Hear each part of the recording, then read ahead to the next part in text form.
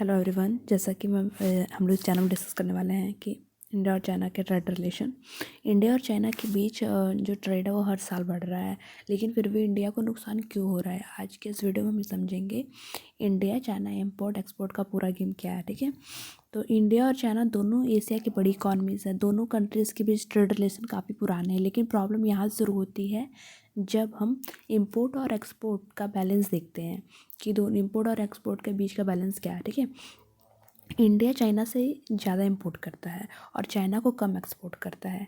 और इंडिया जैसे कि इंडिया चाइना से क्या क्या इंपोर्ट करता है, जैसे हम देखते हैं इंडिया चाइना से electronic and mobile parts, machinery, chemical and pharma, raw material, solar panels.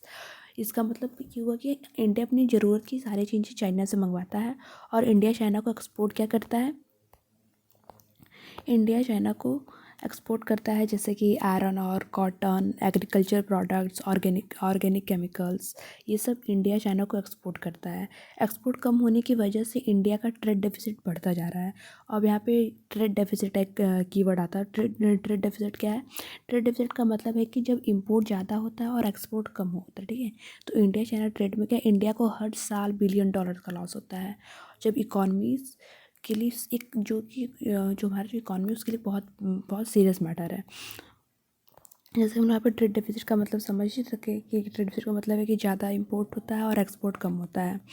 2020 के बाद से जो हमारा इस टाइम करंट इशू चल रहा है कि 2020 के बाद से जब इंडिया चाइना का बॉर्डर टेंशन बढ़ा था तो इंडिया ने चाइनीज़ ऐप को बैन कर दिया था और आत्मनिर्भर भारत पर फोकस किया था,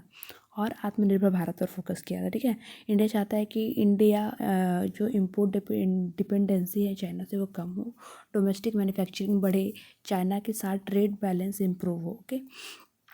और इंडिया इस टाइम अभी हम लोग की मतलब कि जो ट्रेड डेफिसिट है वो ट्रेड डेफिसिट ज़्यादा होने से हम लोग का जो इंडिया अभी करेंट प्लानिंग क्या कर रहा है कि प्रोडक्ट लिंक्ड इंसेंटिव एक PLI स्कीम स्टार्ट किया करा है, इलेक्ट्रॉनिक और मैन्युफैक्चरिंग को पुश करा है, अल्टरनेटिव सप्लाई चेन्स को बढ़ाया है और अदर कंट्री से वियतनाम, ताइवान से भी मतलब कनेक्ट कर रहा है और लोकल स्टार्टअप को सपोर्ट कर रहा है।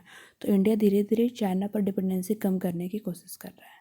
तो ये रहा हमारा आज का इंडिया चाइना ट्रेड रिलेशनशिप। तब तक के लिए बाय बाय।